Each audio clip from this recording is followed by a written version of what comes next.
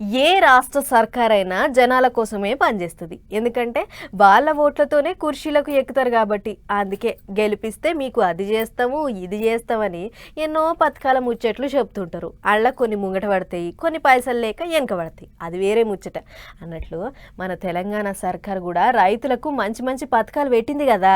అగో అండ్ల రైతు బీమా ఆగిపోయిందట. పాండ్రిగ్గా ముచ్చటేందో పురాగా అరుసుకొని వద్దాం. తెలంగాణ రైతన్నలారా, మీ రైతు బీమా పథకం అయిపోయింది. మన సర్కారు రైతులకు రైతు బీమా పథకం, అదే చచ్చిపోయిన రైతులకు 5 లక్షల రూపాయలు ఇచ్చే పథకం ఉంది కదా, అవగది ఈ కాంచి ఎవ్వరికి రాదు. ఓర్ని అదేంది మంచి పథకాన్ని ఎందుకు బంద్ చేసిరు అని పరిశాన్ ఏం కాకుర్రి. ఇంతకు మునుపు ఈ పథకం ఒక రైతులకే ఉండే కదా, ఇక దాన్ని ఈ కాంచి అన్ని కుటుంబాలకు అందేటట్టు చూడాలి అని చెప్పి ఆలోచన చేస్తుందట మన సర్కారు. అంటే భూమి లేకున్నా సుత ఇంటి పెద్దగా ఇల్లు నడిపించేటోళ్ళు ఉంటారు కదా, వాళ్ళకు సుత అందియాలని చెప్పి ఈ ఉపాయం చేస్తుంది. అదిగిన ఎట్లా ఇప్పటిదాకా రైతు బీమా అని ఉండే కదా, దాన్ని ఇందిరమ్మ రైతు బీమా అని పేరు మార్చి ఈ నవంబర్ 19వ తారీఖు నాడు చాలు చేస్తారట. మరి పోయి నవంబర్ 19వ తారీఖే ఎందుకని చెప్పి బుర్రగోక్కోకురి. ఆ రోజు ఇందిరాగాంధీ మేడం జయంతి అంట. అందుకే ఆ రోజు నాడు మళ్ళా కొత్త పేరు పెట్టి కొత్తగా తీసుకురాబోతుర్రు.